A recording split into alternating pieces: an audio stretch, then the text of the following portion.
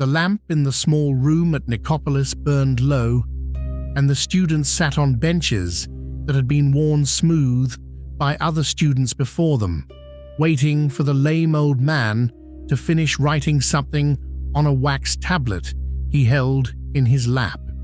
One of the young men, eager and well-bred and accustomed to being heard, began to speak before the teacher had looked up, offering an opinion about a passage from Chrysippus that he had been reading the night before. Epictetus set the tablet down, turned his face toward the student, and asked him a single question. He asked him whether he had yet learned to be silent. The question was not cruel, and it was not theatrical, though it had in it a kind of edge that the young man would remember for the rest of his life. The students who were present that evening, or some evening like it, would later carry these exchanges into the world in the notebooks of Arrian, and we who read them now read them at a great distance, but the question itself has not changed. It is the question that this lesson concerns. It is the question of what a word costs, and of what is purchased, and of what is spent, when a human being opens his mouth and lets something out into the air where it cannot be recalled. We are told by Epictetus in the small handbook that his pupil Arrian assembled from his lectures that the philosopher's first task is not to acquire knowledge, but to lose the habit of speech. He says in the Enchiridion, in the translation made by George Long, which is the one we shall use throughout this lesson, that on the occasion of every accident which befalls you, remember to turn to yourself and inquire what power you have for turning it to use. And he says, more directly still, that you should be silent for the most part, or speak what is necessary, and in few words. That is the principle. It is not advice about etiquette. It is not a recommendation that you become quiet in conversation so that others will think well of you. Epictetus is not concerned with the impression you make. He is concerned with what you spend when you speak, and with the fact that most of what you spend without knowing that you have spent it and you cannot get it back. Let us reflect on what he means. A word, for the Stoic, is not a small thing. A word is an action of the soul. It is the outward sign of an inward assent. When you say a thing, you have first agreed within yourself that it is so, and the agreement is a movement of your reason, and that movement leaves a mark on the reason that made it. To speak carelessly, then, is to assent carelessly.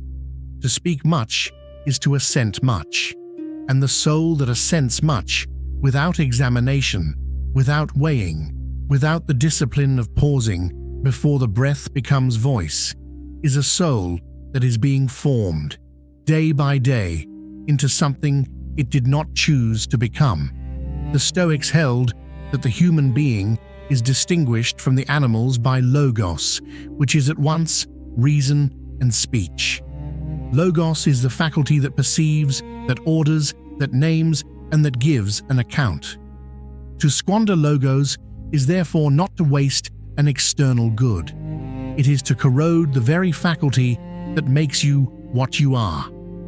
Epictetus says, again in the Enchiridion, that if a man should give your body to any person who met you, you would be vexed, but that you give your mind to anyone who chances to revile you, in order that it may be disturbed and troubled, and you are not ashamed at this, the mind given away. That is the expense he is naming, not the breath, not the air, not the time. The mind itself, parceled out in the small coins of unnecessary speech, scattered among those who did not ask for it and do not value it, gone before noon and not returning. It is thus, the wise man knows, that silence is not the absence of speech, but the discipline of it. Silence is the refusal to assent before assent has been earned. Silence is the small daily act by which the soul keeps custody of itself.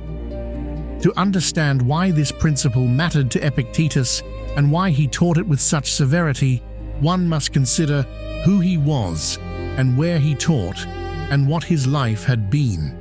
He had been born a slave. The year was somewhere near the middle of the 1st century after Christ, in the town of Hierapolis in Phrygia, in what is now the western part of Turkey, and he had come as a young man into the household of Epaphroditus, who was himself a freedman, and who served as a secretary of administrative correspondence to the Emperor Nero.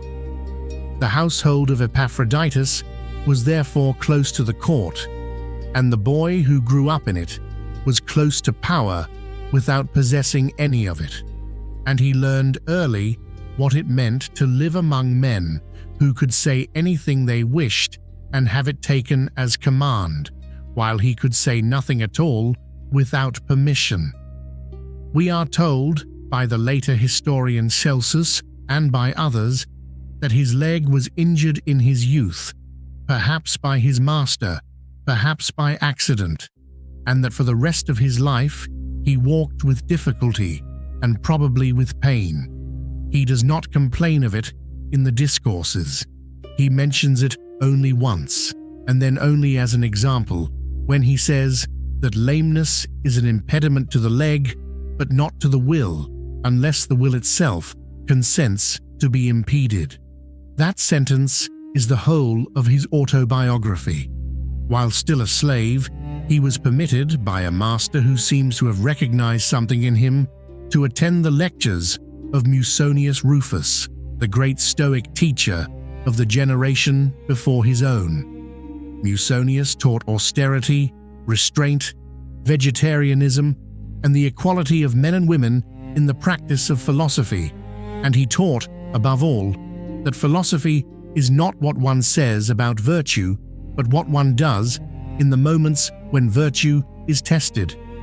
Epictetus sat at his feet and absorbed what he could, and we know from one of the few stories he tells about Musonius that the old teacher would sometimes scold him for taking notes too eagerly, as though the words were the thing rather than the practice.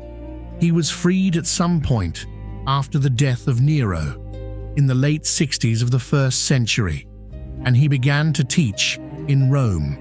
He gathered students, he was known, and then, in the year 93, the Emperor Domitian, who had grown suspicious of philosophers because philosophers had a habit of criticizing emperors, issued a decree expelling them from Italy.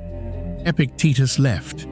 He crossed the Adriatic and settled in Nicopolis on the western coast of Greece, a city founded by Augustus a century earlier to commemorate his victory at Actium.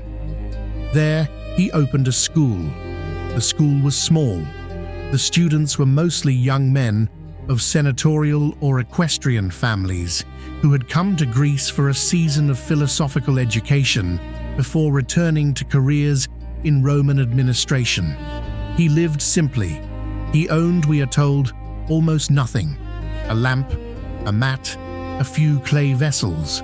When his iron lamp was stolen, he replaced it with an earthenware one, observing that the thief had taken something he himself had been too attached to.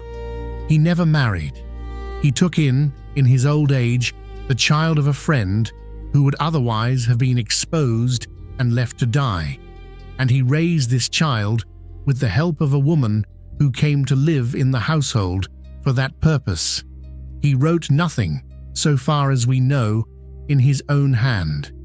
Everything we have of his comes from the notebooks of Arrian of Nicomedia, a young Roman of equestrian rank who attended the school sometime in the early 2nd century, and who, in his preface to the Discourses, insists that he is merely recording what the master said, word for word, as he heard it.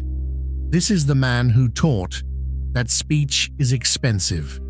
He had spent his early life in a household where every word he uttered was either useful to a master or dangerous to himself. He had watched from the servants' quarters and the corridors what happened to men at court who said too much, and he had watched what happened to men who said the wrong thing at the wrong moment. He had seen his own teacher Musonius exiled once, twice, 3 times by successive emperors who could not bear to hear what philosophers said about them. He had himself been expelled from a city with all his colleagues because words had become a crime. When such a man teaches you to be silent, he is not offering you a technique. He is telling you what he learned by surviving. How then did the principle work in his daily life and in his teaching? What did it look like when Epictetus put it into practice? We can see it, first of all, in the architecture of the discourses themselves. The discourses are not lectures in the modern sense. They are records of conversations, mostly between Epictetus and a student who has come to him with a question, or more often, with an unexamined opinion. In nearly every one of these exchanges, the student speaks first and at length, and Epictetus speaks second and briefly. The student's words tumble out. The teacher's words are weighed. When the student has finished, Epictetus does not refute him directly. He asks a question. The question is almost always a question about what the student actually knows, as distinguished from what the student has assumed. The student answers. Epictetus asks again. The conversation proceeds by a slow narrowing until the student arrives, often without realizing it, at the place where his original confident utterance has dissolved into the simple admission that he had not thought the matter through. This is the method. It is the Socratic method, of course, inherited through the Stoic tradition. But in Epictetus, it has a particular quality, which is that the teacher's restraint is itself part of the instruction. The student is meant to feel, as the conversation proceeds, that he has been speaking too much, and that the teacher has been speaking just enough, and that this asymmetry is not a matter of personality, but a matter of philosophical discipline that the student himself might one day acquire. We can see the principle, secondly, in the specific instructions he gives. In the Enchiridion, in the chapters that deal with daily conduct, he writes, in Long's translation, "Let silence be the general rule, or let only what is necessary be said, and in few words, and we shall talk rarely, when occasion calls us, but not about any of the common subjects, not about gladiators, nor horse races, nor about athletes, nor about eating or drinking, which are the usual subjects, and especially not about men, so as either to blame, or to praise, or to compare them." Read that passage slowly. He is not telling you to avoid these subjects because they are vulgar, though he might also have thought they were. He is telling you to avoid them because they are the subjects about which you will speak without thinking, and the subjects about which your speech will shape your soul in ways you have not chosen. To talk about gladiators is to take a side, and to take a side is to invest your assent in the outcome of something you do not control, and to invest your assent in what you do not control is to give the gladiators a portion of your mind that ought to have remained yours. To praise or blame men, he says, is worse still. When you praise a man, you assent to a judgment about his worth that you cannot fully justify, since you do not see his interior life. When you blame a man, You assent to a judgment about his fault that you likewise cannot fully justify, and you also place yourself in the posture of a judge, which is a posture that, for Epictetus, no human being is competent to occupy concerning any other human being. He continues in the same chapter.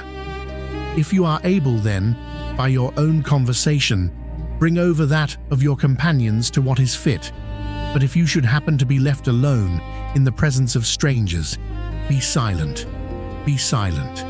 The wise man knows. He does not announce, he does not correct, he does not, in the company of those who are not seeking what he has found, attempt to give them what they have not asked for. He listens, he observes, he speaks if speech is required, and only then, and only as much as the occasion needs. We can see the principle, thirdly, in his teaching about laughter and about humor. He writes that you should not laugh much, nor at many things, nor without restraint. Again, the concern is not propriety. The concern is the small assent that laughter contains. When you laugh at a joke, you have agreed that the thing the joke takes as its object is laughable, and that agreement is a movement of the soul that you may not have intended to make. The man who laughs at everything has, by the end of a day, assented to a great many propositions that he did not examine, and that have nevertheless become part of him. This is not joylessness. Epictetus is not opposed to joy. The discourses are, in their own dry way, sometimes very funny, and the teacher clearly took a kind of austere pleasure in the absurdities he observed in his students. But the pleasure is examined. It is permitted to occur only after the soul has consented to it, and it does not spend itself in long peals of social laughter that empty the man who utters them. We can see the principle, finally, in the most famous passage of the Enchiridion, which is the passage about what is in our power and what is not. He says that some things are in our power and others are not. In our power are opinion, movement towards a thing, desire, aversion, and, in a word, whatever are our own acts. Not in our power are the body, property, reputation, offices, and in a word, whatever are not our own acts. Now consider where speech falls in this division. Speech, once uttered, is no longer in your power. It belongs to the air, to the listener, to memory, to whatever consequences will follow. But speech before it is uttered, while it is still a movement of your reason approaching the threshold of your mouth, is entirely in your power. It is the last thing that is yours. After you have spoken, it is not yours anymore. This is why Epictetus treats the moment before speech with such gravity. It is the moment in which a thing that is yours is about to become a thing that is not yours, and once that transition has occurred, it cannot be reversed. To speak, then, is to spend, and the man who spends without counting is the man who, at the end of his life, finds that he is poor and does not know how he became so. What, then, is the lesson? What is Epictetus actually teaching the listener who would learn from him?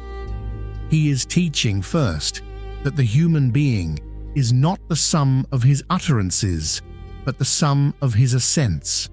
What you have agreed to in the small movements of your reason that precede your words is what you have become. If you have agreed to a great many things without examining them, you have become a great many things without choosing them. The remedy is not to speak more carefully, but to assent more carefully, and the discipline of speech is simply the outward manifestation of the discipline of assent. He is teaching, second, that silence is a positive act and not a negative one.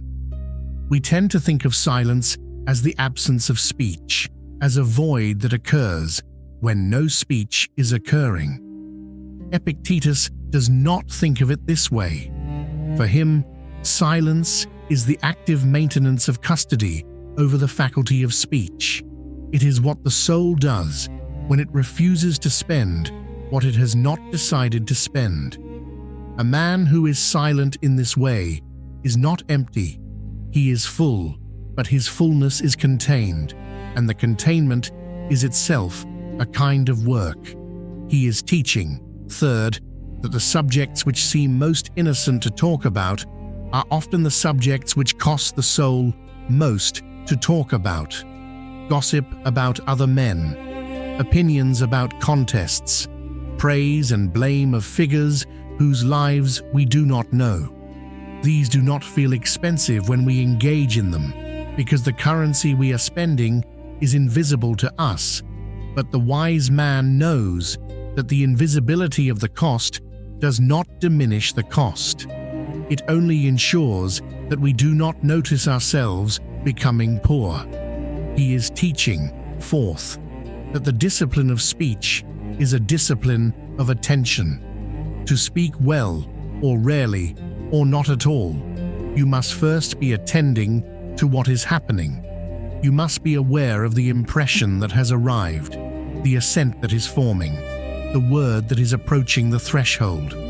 Most speech in most lives is not chosen. It is automatic. It is the verbal froth that rises off the surface of unexamined experience. To be silent in the way Epictetus means is therefore to be awake, and to be awake in this way is the beginning of philosophy. He is teaching, fifth, and this is perhaps the hardest part of his teaching, that the cultivation of restraint in speech is not for the sake of others. It is for the sake of the self that you are constructing, day by day, by the assents you give and the assents you withhold. Epictetus is not asking you to be quiet so that other people will have more room to speak, or so that you will seem wise, or so that you will avoid giving offense. He is asking you to be quiet because the alternative is the slow disintegration of the only thing you actually own. This is severe teaching. It does not flatter. It does not promise that if you adopt this discipline, you will be happier in the way that the world calls happiness, or more successful in the way that the world calls success, or more loved in the way that the world calls love. It promises only that you will retain, at the end of a life spent in this practice, something that most men lose long before they die. You will retain the custody of your own mind, and one must consider, in closing this part of the lesson, that Epictetus did not teach this principle because he had risen above the temptation of speech. He taught it because he understood, from a lifetime of watching men spend themselves into poverty without realizing it, that the temptation is constant, and that the practice must be constant also. He did not say anywhere in the Discourses that he had perfected the discipline. He said only that he was attempting it, and that his students might attempt it with him, and that the attempt itself was the philosophical life. Let us close. The principle that we have spent this hour considering is not a rule. It is not a technique. It is not a method by which you can become more effective in your dealings with others, though it may have that effect, incidentally, in a way that need not concern you. The principle is a description of a fact about the human being, which is that the human being is constituted by the assents he gives, and that the assents he gives are most visible in the words he speaks, and that the words he speaks are therefore not a small matter, but the matter through which his life is composed. Epictetus would not ask you, at the end of this lesson, to do anything dramatic. He would not ask you to take a vow of silence, or to withdraw from your conversations, or to refuse to speak when speech is asked of you. He would ask you rather to attend in the next conversation you have, to the moment before a word leaves you, to notice what is being assented to notice what is being spent, to notice whether the spending is something you have chosen or something that is happening to you while you watch. That is all. That is the whole of the practice. The practice is small, and it must be performed many times a day, and it has no audience, and it produces no result that can be shown to anyone. And it is, for these reasons, easy to neglect and easy to abandon. So the question he would leave you with, if he were to leave you with one, is not whether you can be silent for an hour or a day or a year. It is whether you can be present in the small interval before your next word to what you are about to give away, and whether, having become present to it, you can decide, as a free man decides, whether the giving is worth what it costs. The lamp in the small room at Nicopolis has long since gone out. The students who sat on the worn benches have been dead for 19 centuries. The notebooks of Arrian survived by chance, by the hand of copyists who did not know whose words they were preserving, and they have come down to us, and we have read them tonight, and now we close them. Be silent for the most part. Speak what is necessary, and in few words.